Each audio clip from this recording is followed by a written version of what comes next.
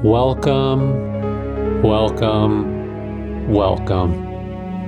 to episode 117 of the show with no name. I'm your humble host, Nick, and today we're going to be exploring another little old farmer cemetery south of Spokane here in Washington State. This cemetery goes by the name of the Mica Cemetery. Let's get into this. From the looks of it, this cemetery doesn't get visited much, but every year or two there are volunteers in the community that come out here and clean it up.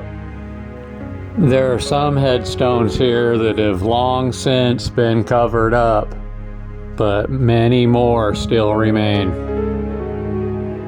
I'm going to start this episode off today talking about Ralph E. Spring, and he was born on September 11th, 1926. He passed away on February 14th, 1948, when he was instantly killed by a whirling saw while working in a shingle mill. He was only 21 years old. He also participated in the final phases of World War II as a late teenager.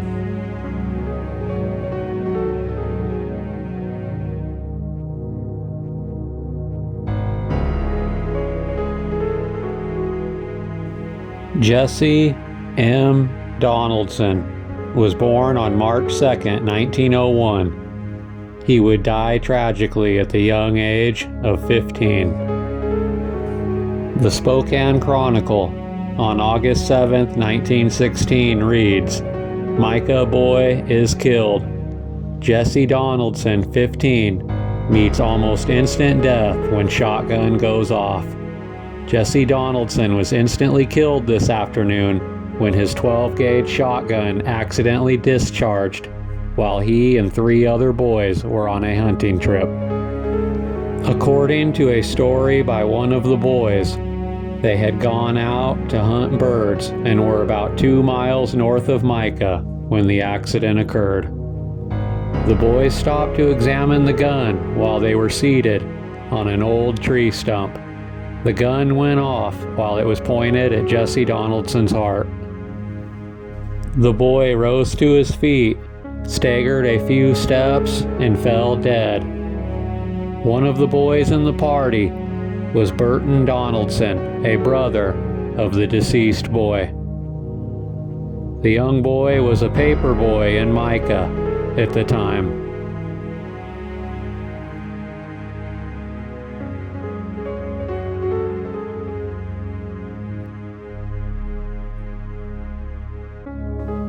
Hazel Fulweiler was born on November 2nd, 1892 in Kansas.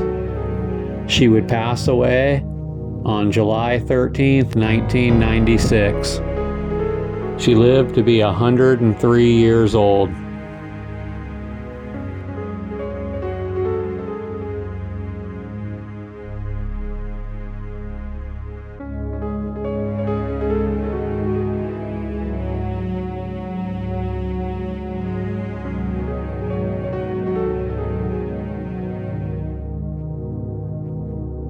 Catherine Fowler Makepeace was born on December 20th, 1829 in Springfield, Illinois.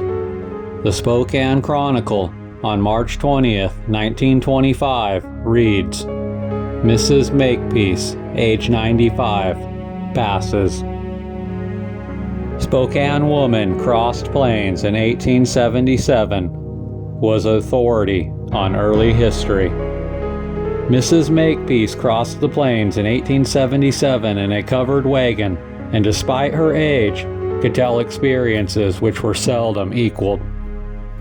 She loved company, and would sit and relate her experiences of the West when it was a frontier. Many historians consulted her for accurate data concerning the Old West. She was a pioneer of the area.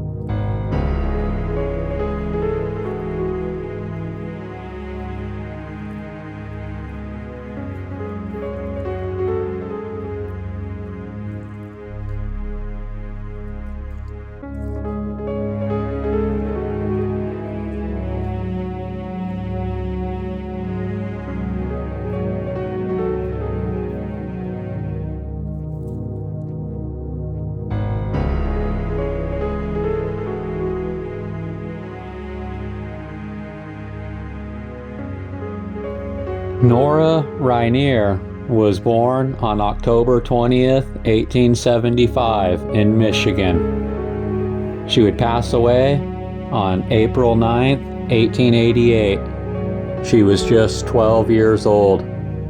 She got sick like a lot of kids did back in these times, and she passed away way younger than she should have.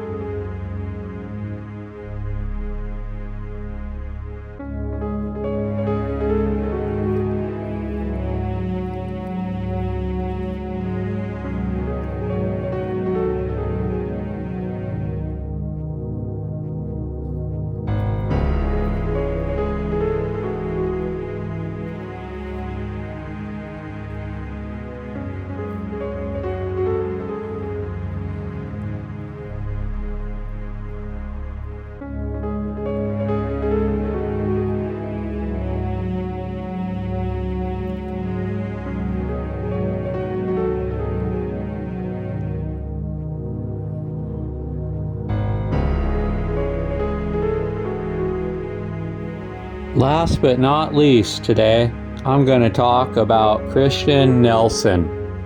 And he was a very old pioneer out here in the area. The Spokesman Review on October 1st, 1922 reads, Nelson drove to Mica, 1879. Death removes pioneer. Spokane had no plows, so he drove to Colfax for one.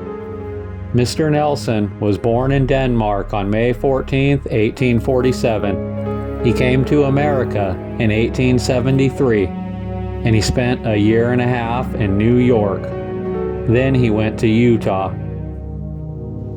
He got married on June 12, 1879, to a woman named Annie, after which they came to Washington, arriving in Mica on October 5th, 1879.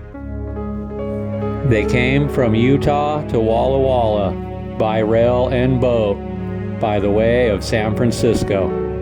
At Walla Walla, he purchased a team and a covered wagon, which he drove from there to Mica. When he located there were few neighbors, and most of them were bachelors. He went to Spokane for supplies, where the only stores that were open at the time were A.M. Cannon's Grocery, in which the post office was also in the grocery store, and a hardware store that contained but 3 small cook stoves. Mr. Nelson bought one of those, but the store had no plows, so he was obliged to make a trip to Colfax for one. Not long after his arrival in the area, he lost one of his horses, which had been staked out. Mounting his other horse, he tracked the missing horse to one of the construction camps on the Northern Pacific Railroad. Here he found his horse hard at work, so it was evident that the animal had not strayed there of its own accord. He got possession of the horse when he identified him, and once more his team was complete. Besides horse thieves in those days, the pioneers often saw unfriendly Native Americans and heard the hungry cougars as they screamed in the timber. Mr. Nelson was an energetic road builder, and was active in all kinds of civic improvement. And with a true pioneer's kindness, he was always ready to lend a helping hand.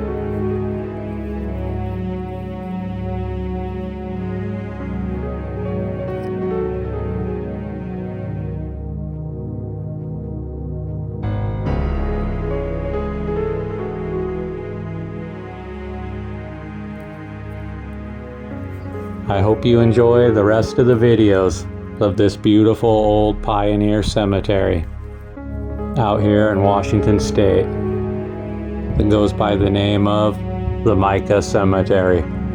Thank you.